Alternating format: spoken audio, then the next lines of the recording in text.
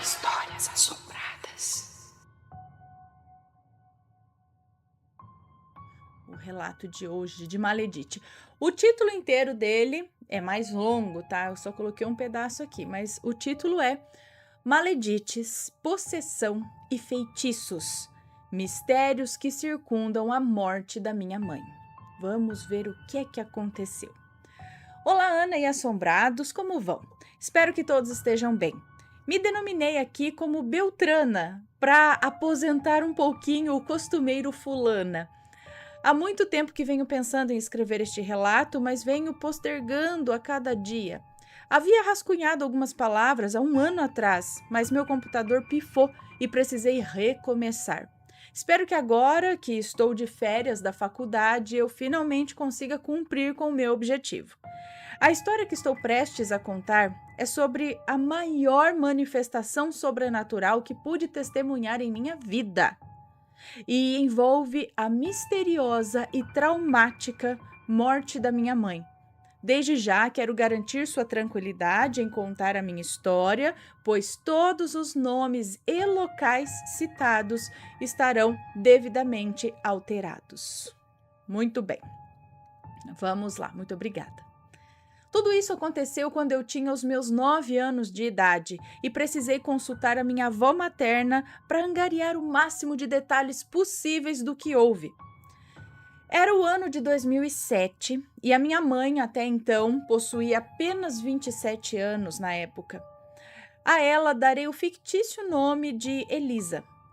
Sua personalidade era extremamente expansiva, sempre bem-humorada, vivia a fazer piadas e alegrava todos ao seu redor com sua risada contagiante. A mesma também possuía um temperamento forte e pavio curto, características das quais compartilho.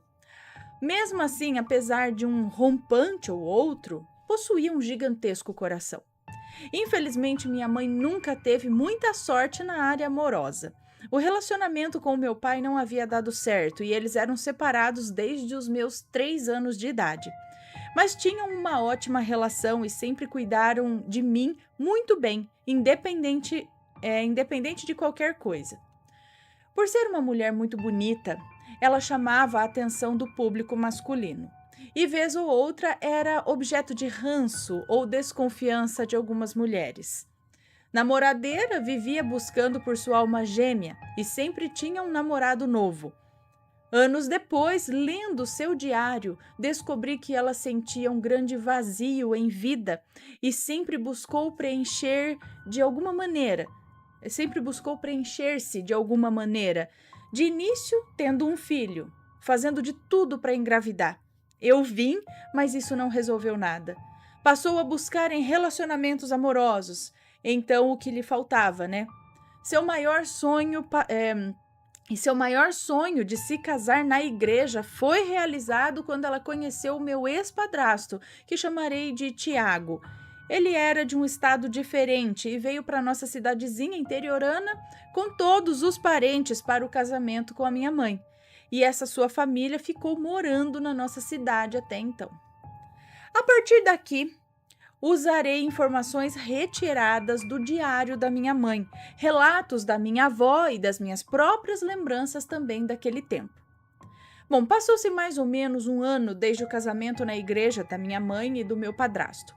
Tudo parecia normal, eles cresciam aos poucos financeiramente, tinham adquirido alguns upgrades na casa, como a construção da área, a compra de um novo carro, um telefone fixo, entre outras coisas. Tanto ele quanto a minha mãe trabalhavam nas usinas da região. Como moramos em uma cidade... Mordi a boca. Como moramos em uma cidade pequena, esta é praticamente uma das poucas opções que possuímos de emprego. Elisa, minha mãe, amava trabalhar e seu sonho era ser efetivada na empresa, mas vinha safra e passava safra e isso nunca acontecia. No entanto, ela sempre foi muito grata por conseguir empregar-se a cada início de safra e se mantinha sempre otimista. Nesse mesmo período, minha mãe começou a focar-se um pouco mais em sua vida espiritual. Como eu disse pela leitura de seu diário e ao lembrar dos comportamentos que ela apresentava naquele ano, Ela andava muito para baixo e depressiva, e viu na religião um novo caminho para dar sentido à sua vida. No entanto, toda a sua busca intensificou-se de maneira assustadoramente rápida, tornando-se praticamente uma obsessão. Ela passou a visitar todas as igrejas existentes na cidade, das católicas às evangélicas. Mesmo sendo originalmente católica, ela parecia determinada a encontrar Deus de alguma maneira, nem que para isso ela tivesse que buscar outras doutrinas.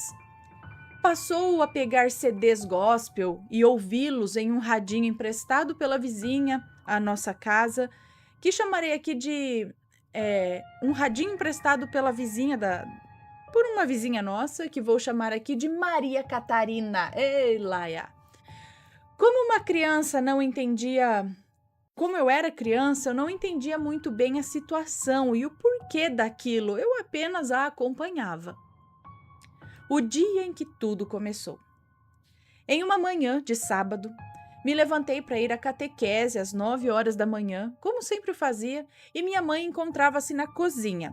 Naquele dia ela havia acordado bem cedo e tinha um olhar muito longe e estranho no rosto, como se estivesse em transe, ou, sei lá, no mundo da lua. Havia feito café e comprado alguns poucos pães franceses, os quais ela amassava em suas mãos displicentemente, olhando pela janela da sala, tipo, assim, voando. A cumprimentei e disse que estava a caminho da catequese, mas ela me pediu que não fosse aquele dia, que eu permanecesse ao lado dela. Eu estranhei, pois minha mãe sempre teve como prioridade que eu cumprisse as minhas obrigações, e qualquer menção minha de faltar era motivo para ela perder a paciência. Dando sequência aos comportamentos estranhos, ela retirou o miolo do pão e o amassou, deixando em formato redondo, fazendo uma bolinha. Depois, serviu um copo americano de café e disse que aqueles eram o corpo e o sangue de Jesus, e que nós deveríamos tomá-lo. Mesmo contrariada e achando toda aquela situação bizarra, eu obedeci às suas instruções. Gente, ela começou a ficar meio perturbada, né? Em dado momento, ela sentou-se no sofá e me convidou a sentar em seu colo e, ninando-me, disse que nunca mais me bateria ou brigaria comigo. Por ser muito estressada e perder a cabeça algumas vezes, eu apanhava e ficava de castigo com grande frequência.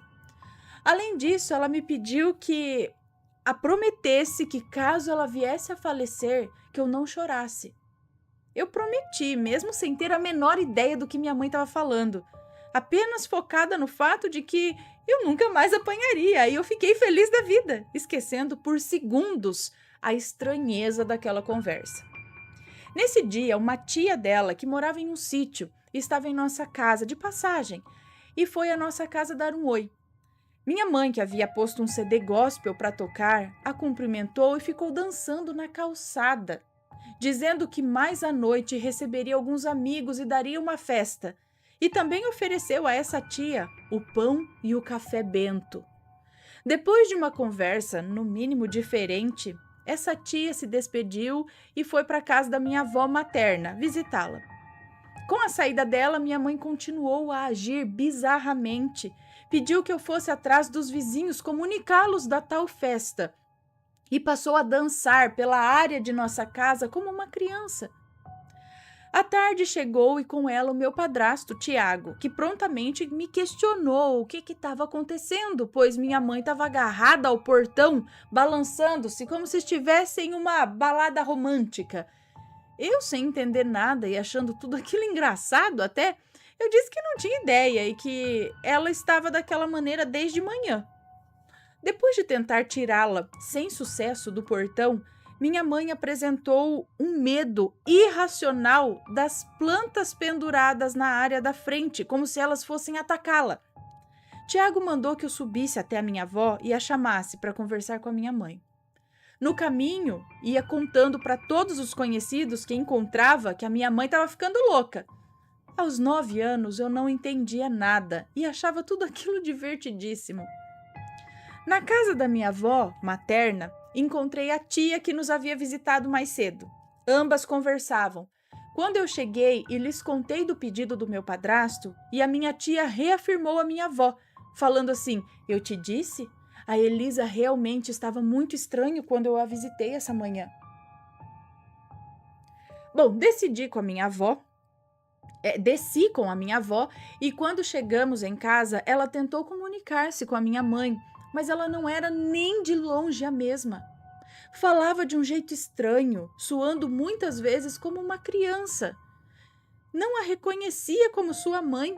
Afirmava que não tinha marido ou filha. Ela não se lembrava de nós. Minha avó a levou para o banheiro e começou a dar-lhe um banho, enquanto buscava trazê-la à realidade de alguma maneira. E a minha avó dizia: eu sou sua mãe. E a minha mãe repetia: você é a minha mãe? A minha mãezinha, né?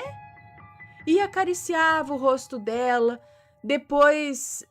não, ela falava assim: você é minha mãe, a minha mãezinha, né? E acariciava o rosto dela. Depois, levada para o quarto, ela mudou por completo o humor, ficando muito brava, falando com uma voz grossa que não se parecia com a voz dela. Tornava-se agressiva com todos ao redor e dizia coisas sem sentido. E foi a partir desse dia que eu nunca mais presenciei a minha mãe voltar a si.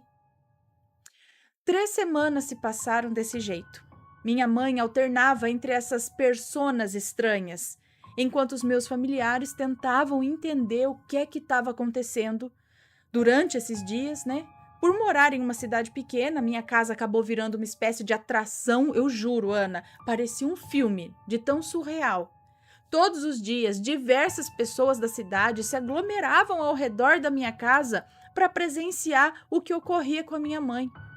Eu presenciei alguns desses dias. Eu vi pessoas conhecidas da cidade, minha avó e outros parentes reunirem-se em volta da cama da minha mãe, rezando todas as orações possíveis. Eu via a minha mãe deitada na cama, debatendo-se como um animal acuado, falando com uma voz ameaçadora. Ela dizia em terceira pessoa coisas como: pegamos ela, vamos levá-la conosco. Já em outros momentos, ela parecia retornar ao controle do próprio corpo e gritava por socorro, pedia ajuda, o que não durava muito tempo e ela voltava a ser violenta. Olha, era assustador.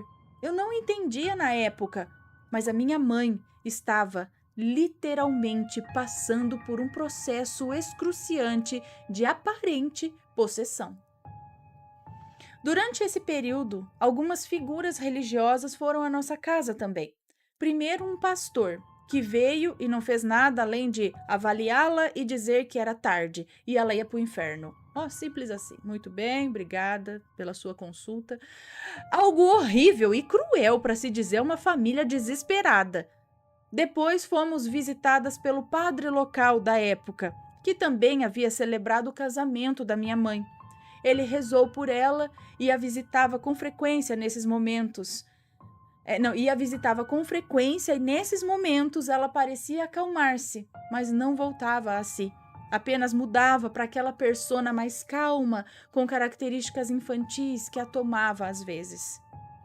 O pior de tudo é que eu precisei ser afastada dela com o passar dos dias, pois sempre que ela me via, o que estava dentro dela tentava me agredir de alguma forma. Aquilo me odiava e, para o meu bem, eu fui afastada. Às vezes ela pedia para ver a sobrinha, minha priminha, que na época estava com 3 anos. Além de sempre querer segurar o cachorrinho da família, mas nunca o davam para ela, porque eles tinham medo de que ela tentasse machucá-lo. Essa preocupação não era à toa, tá? Em 2 ocasiões diferentes isso ficou bem claro. Na primeira, em um dia após receber a visita do padre da cidade, ela parecia tranquila. Foi a um morro de gramado que havia em frente à nossa casa e até dançou com as crianças do bairro, brincando com elas e fazendo com que elas rissem. Minha avó ofereceu um lanchinho para todo mundo ali que estava presente e, sem querer, eu esbarrei nela com o copo de leite, derramando uma pequena parte do conteúdo em seu braço. Minha mãe, que até então apresentava aquele comportamento infantil estranho, virou-se para me encarar e eu me lembro até hoje do ódio em seu olhar, da falta de vida, de pura maldade. Eu rapidamente me enchi de terror e medo. Não havia nenhum amor materno ali. Eu sabia definitivamente que eu não estava diante da minha mãe. Outro momento foi na casa da minha avó. Eventualmente, minha mãe era levada para lá para manter-se sob a vigilância da minha avó. Em um dia tranquilo, minha avó tentou reconectá-la comigo, tentando fazer com que ela me reconhecesse como filha, e eu me sentei ao lado dela no sofá enquanto minha avó repetia: "É a Beltrana, a sua filha, Elisa. Se lembra?" E com um ar de criança, ela repetia as palavras da minha avó. Passou um braço pelo meu ombro e o puxou até a altura do meu pescoço. Depois, com a mão sobre a minha boca, tentou me sufocar. Na mesma hora, minha avó tratou de me tirar de perto dela e, desde então, me manteve distante dela por segurança. Gente, a situação permaneceu assim por dias. A levavam de casa para minha avó e vice-versa. Os dias mais calmos eram quando ela assumia aquela postura bizarra, infantil, passiva, agressiva. E os piores se davam quando ela se tornava totalmente agressiva. Nesses dias ela era presa à cama e rezavam por ela. Uma vez, uma das mulheres presentes, que possuía 3 vezes o peso da minha mãe, subiu em sua barriga para contê-la e foi derrubada. Ao subir. Quebrou alguma coisa. E foi derrubada ao subir novamente. Tentou contê-la e foi derrubada. Ao subir novamente, o mesmo aconteceu. Dessa vez, minha mãe havia deixado-lhe também um enorme arranhão no nariz. Também arranhou o nariz da mulher, é isso? E foi quando essa mulher desistiu. A força da minha mãe era descomunal e inexplicável. Uma madrinha minha, na época, assumiu que aquilo tratava-se de algum feitiço e tinha caráter sobrenatural, é claro. Recentemente, voltando ao assunto com a minha avó, ela me disse que na época eles buscaram sim um terreiro para auxílio, mas o lugar onde foram não estava havendo atendimentos, pois tudo ocorreu em época de quaresma e a mãe de santo ali não trabalhava nesse período. Olha, eu não sei se realmente funciona dessa maneira, mas foi o que eu ouvi da minha avó. Realmente eu já ouvi aqui que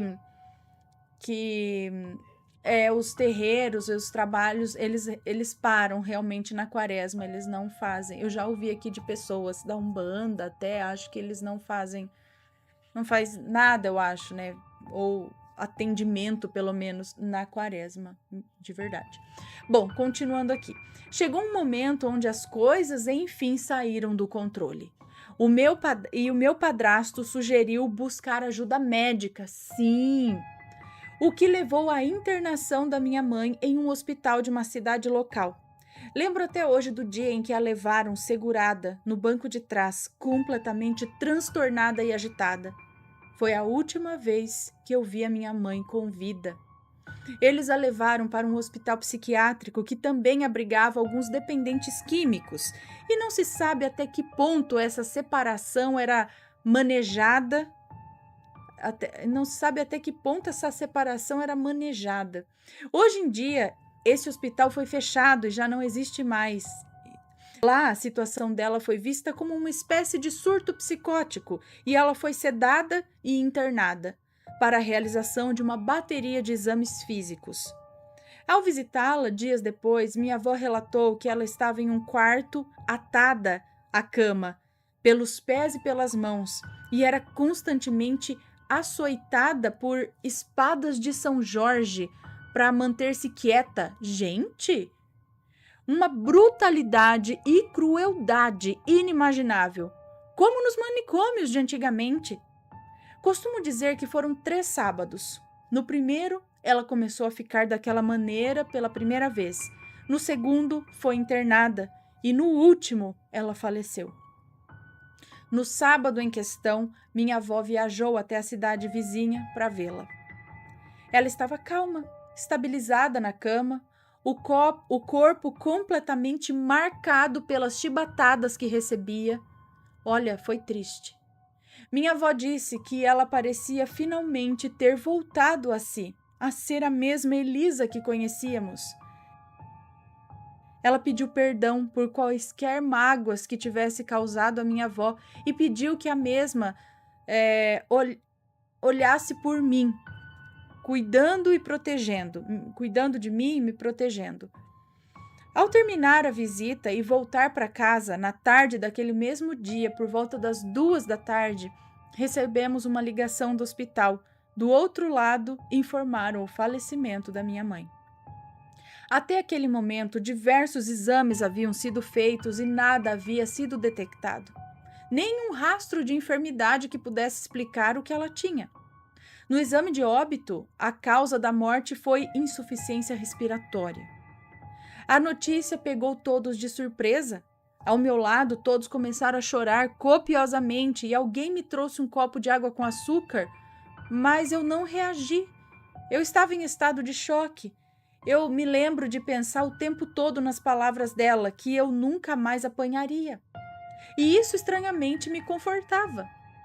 Fui ao velório e ao enterro impávida e sem reação. Só em casa, ao me deitar, foi que caiu a ficha de que a minha mãe não voltaria mais. E aí eu chorei aquela noite desolada. Parecia que tinham arrancado um pedaço de mim. Minha mãe havia partido e jamais voltaria. Eu nunca me despedi dela apropriadamente. Nunca pude dizer um último eu te amo, nem receber um último abraço ou um beijo dela. O que de fato aconteceu? Claro que uma morte tão traumática e estranha como a da minha mãe intrigaria qualquer um que soubesse dela. Minha avó materna, em especial, não se conformava. Não havia explicação física possível para o que havia acontecido e estava claro que algo sobrenatural havia ocorrido ali. Apesar de ser católica, minha mãe sempre gostou, ou minha avó, não sei, sempre gostou de tudo que envolve o oculto, o sobrenatural, o espiritual. E ela ia a terreiros, cartomantes e mães de santo. Recebia passe e se benzia. Então, obviamente que na situação da minha mãe não seria diferente. Ana, a partir desse ponto, relatarei todas as relações sobrenaturais envoltas no caso da minha mãe, a partir do que foi investigado pela minha avó. O primeiro indício ocorreu alguns anos antes de tudo acontecer. Como eu disse, antes a minha avó ia a cartomantes de maneira corriqueira e em uma dessas consultas ela lhe revelou que futuramente um de seus filhos morreria de maneira muito triste. Na época, minha avó acreditou tratar-se do meu tio, seu filho mais novo, pois na época ele montava em touros, em rodeios e já havia sofrido um acidente gravíssimo com um touro, que quase lhe tirou a vida. Anos depois, minha mãe, sua filha mais velha, faleceu. Desde o início, por ser muito espiritualizada, minha família atribuiu os comportamentos estranhos da minha mãe ao sobrenatural e à possessão de espíritos. Por isso, minha mãe buscou por uma mãe de santo para esclarecer a situação. Esta lhe cobrou uma quantia em dinheiro e, após isso, deu-lhe um ovo cru. Chacoalhou para ela saber que era real e a pediu para colocar o mesmo embaixo de sua cama por um determinado tempo, e após esse tempo passar, que trouxesse esse ovo novamente a ela. Minha avó fez o que foi dito, e ao retornar um tempo depois, a mulher quebrou o ovo trazido em sua frente. E, surpreendentemente, havia um grande bolo de cabelo dentro do ovo. Minha avó conta que se assustou com aquela revelação. Em seguida, a mãe de santo lhe disse: foi realizado um trabalho para sua filha, e como eu suspeitava, usaram o cabelo dela e lhe deram algum alimento enfeitiçado para comer. Tinham inveja do casamento dela, queriam o que ela tinha, a vida dela, o marido dela. Enviavam muitos espíritos ruins para enlouquecerem ela. A intenção era matá-la, e eles conseguiram. Minha avó ficou espantada e perguntou quem havia feito o feitiço, e a mesma afirmou que via 3 mulheres envolvidas e que revelaria os nomes de cada uma delas, mas precisaria de mais uma quantia em dinheiro. Ela! Minha avó não tinha dinheiro na época e não pôde fazer o pagamento. Então, nunca soubemos de quem realmente se tratava. Ah, também a mulher podia falar, né? Tá vendo a situação do que tá acontecendo? Aí tá parecendo aqueles programas do João Kleber lá, que a hora que tá chegando o negócio tem que parar. Não, agora não. Ou então, você tem que deixar tantos likes pra eu contar o final. Ai, ai, ai, hein? Como nunca soube, gente, eu não ia conseguir conviver sem saber quem foram as cobras que fizeram isso. Mas vamos lá, continuando. Conversando com a minha avó, ela confessou que tinha suas suspeitas de quem poderia ser, baseado em alguns fatos ocorridos na época. Nós moramos em uma cidade pequena, todos se conhecem, as pessoas comentam. Então sempre acaba se sabendo algo aqui, outra coisa ali. A teoria da minha avó, baseada no que ela descobriu pela mãe de santo, e que tudo foi motivado pela inveja de algumas mulheres que desejavam o marido da minha mãe, o Tiago, na época. Segundo ela, antes mesmo deles se envolverem, Tiago tinha um lance sem compromisso com uma das amigas da minha mãe, que chamarei aqui de Alessandra. Alessandra e Tiago se envolveram assim que ele chegou à cidade, mas nunca tiveram nada sério e se afastaram. Depois de um tempo, ele acabou por conhecer a minha mãe, já que a cidade é um ovo, interessaram-se um pelo outro e começaram a namorar, casando-se logo depois. E isso poderia ter enfurecido ou magoado a Alessandra, que nunca conseguiu ter nada sério com Tiago. Conhecendo a minha mãe como eu conhecia, sei que ela jamais faria isso por maldade. Ela só queria encontrar um amor para ela. E ela e a Alessandra eram amigas de longa data. Moravam muito próximas uma à outra.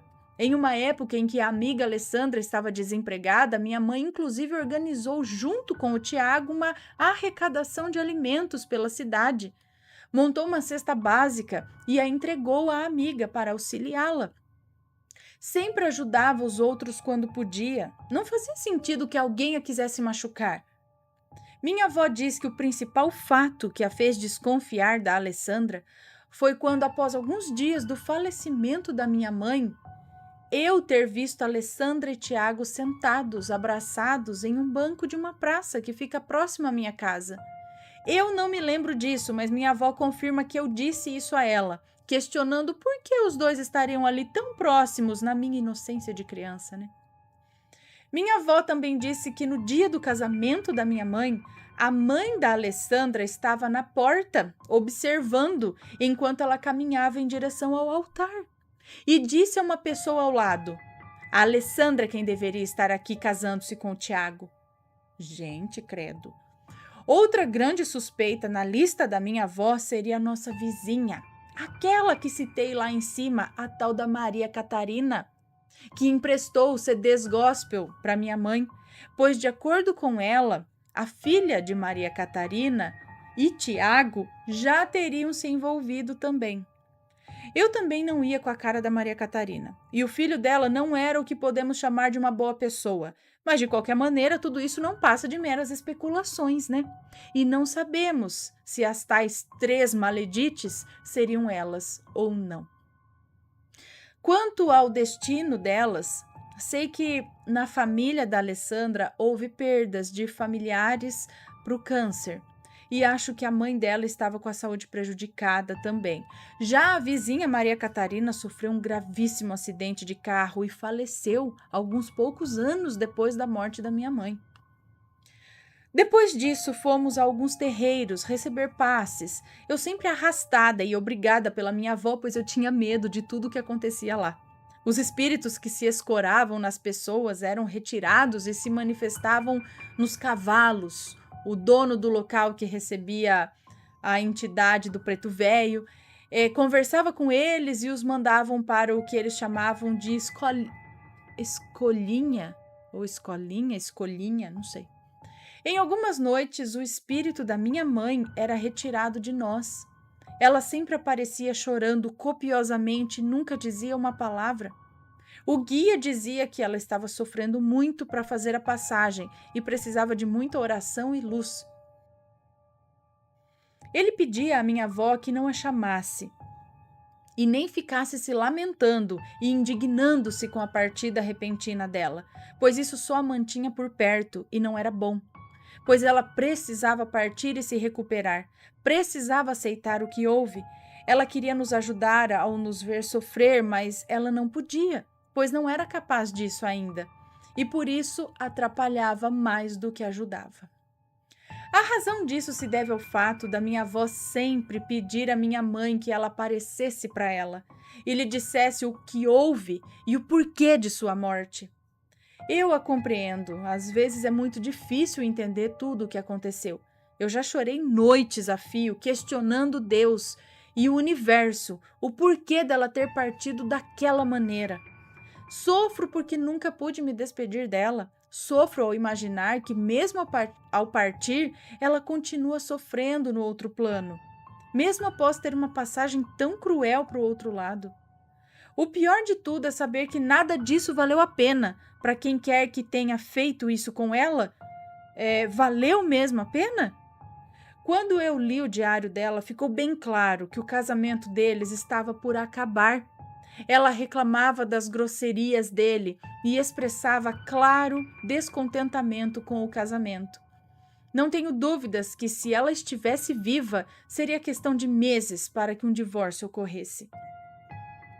E é em momentos como esses que se descobre o real caráter das pessoas. O Tiago, nos primeiros dias após a morte da minha mãe, que jurou amor eterno, disse estar desolado e jamais se interessaria por outra. Um mês depois conheceu outra mulher e a levou para a casa da minha mãe para viver com ele. É claro que é plausível que ele continue com a vida dele, mas um mês depois de jurar um amor eterno e louco por ela? O mesmo para os bens materiais. Minha mãe deixou uma casa da CDHU que ela batalhou para pagar 4 anos seguidos antes de conhecê-lo. Casados, sob comunhão total de bens, o canalha herdou metade de tudo por ter puxado uma área com ela e posto uma antena. E ficamos 7 anos na justiça. Ele nunca abriu mão de nenhum benefício dela, o que levou a dividir tudo entre eu e ele. No início, Tiago justificou dizendo que precisava de metade, pois me ajudaria na faculdade no futuro. Quando esse futuro chegou, o discurso dele mudou, e ele precisava garantir o futuro do filho dele com outra mulher, às custas da minha falecida mãe. Enfim, o que quero dizer com tudo isso é que nem sempre a grama do vizinho é realmente mais verde. Apesar do que todos pensavam, a vida da minha mãe não era perfeita. Seu casamento tinha, sim, falhas. O marido, tão desejado, não passava de um canalha. E ela vivia em uma busca constante por preencher um vazio que ela nunca conseguiu. Graças à maldade de alguém, uma vida jovem se perdeu. Eu não pude contar com a presença dela durante as minhas descobertas na adolescência. Quando eu estava mal, eu não podia buscá-la para apoio. Esse ano eu me formo e ela não estará aqui para ver isso ocorrer. Magias, feitiços, amarrações, nada disso vale a pena. Nada. Alguns anos atrás, adotei o espiritismo como meu norte espiritual e creio piamente no karma e nas consequências do universo. Tudo o que eu desejo é que a minha mãe possa encontrar a luz e a paz onde ela estiver, que ela consiga superar e evoluir. Eu não desejo mal às pessoas envolvidas na morte dela, pois sei que tudo que vai, volta. E todos nós recebemos a conta das nossas ações, uma hora ou outra, de uma maneira ou de outra. Bom, Ana e Assombrados, este foi o meu relato. Perdão se ele está muito grande, mas senti que a história da minha mãe precisava ser contada. e agradeço desde já o espaço que seu canal me deu. Beijos em você, no Mateus e nas crianças.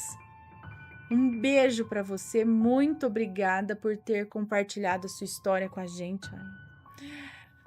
Gente do céu. Ai, então, aí a outra, vai saber as outras achando que ai, nossa, ela tem um casamento, ela tem não sei o quê, porque ela era, talvez, ela expressava muita alegria, não era daquelas pessoas de ficar, ai, isso, ai, aquilo, ai, minha vida é ruim. Por mais que ela estivesse passando por dificuldades, por problemas pessoais, ela estava sempre sorrindo, estava sempre de bem com a vida, Então as pessoas olham e acham, nossa, a vida dessa pessoa é perfeita, nossa, como ela é feliz e eu não sou, nossa, como, sabe? E isso só já causa não é? Aí ela consegue casar, né? Ai, ela casou com o homem, que esse homem parece ser o melhor homem do mundo. E não era, gente. Ela sabia dos problemas. Ninguém é perfeito. É o que ela falou. Nem sempre a grama do vizinho é mais verde, mais bonita, não. Tá? Então, para de olhar e desejar o que é dos outros. Já tá até no mandamento lá da Bíblia. Não ficar cobiçando as coisas dos outros. A mulher, enfim, qualquer coisa. Olha o teu, tenta o teu, segue, não deu certo aqui, segue a sua vida, né? Tenta se gostar de você primeiro, cuidar de você, fazer as suas coisas, em vez de estragar a vida dos outros, você vai estar estragando. Mais do que você tá estragando a vida dos outros, você tá estragando a sua. E é o que eu digo, a vida do outro você pode ter estragado aqui, agora, nessa vida. A sua, meu amor, você cagou aqui, a próxima, você pode ter certeza, você vai tomar da cabeça também. Eu acho, não é? A gente vê uns negócios que tá pagando nessa vida, o que fez na vida passada, então se fez cagar nessa vida, vai pagar na vida que vem. E haja depois sofrimento. Mas, né? Ai, lá, já. Bom, não sei, gente, tô falando aqui essas coisas, mas é porque, né? Vamos começar a pôr a mão na consciência e ver que não vale a pena estragar nem desejar o mal para os outros. O que vale a pena é você olhar para você, tipo, cuidar da sua vida, literalmente, cuida da tua vida, deixa a vida dos outros, né? Vai lá, tenta você conquistar as suas coisas, é muito melhor do que ficar tentando, achando que derrubando o outro você vai ser algo a mais do que ele. É ridículo, isso é um pensamento muito pequenininho, tá? Bom, esse foi o relato, espero que tenham gostado. Triste, mas todos eles aqui servem pra gente pensar, ter uma clareza, alguma coisa, não é? Bom, um beijo pra vocês e a gente se vê no próximo relato. E aí, tá gostando dos relatos? Então o que você acha de deixar um like aí no vídeo, hein? Gosta dos relatos? Deixa o seu like, mesmo que seja nos cortes.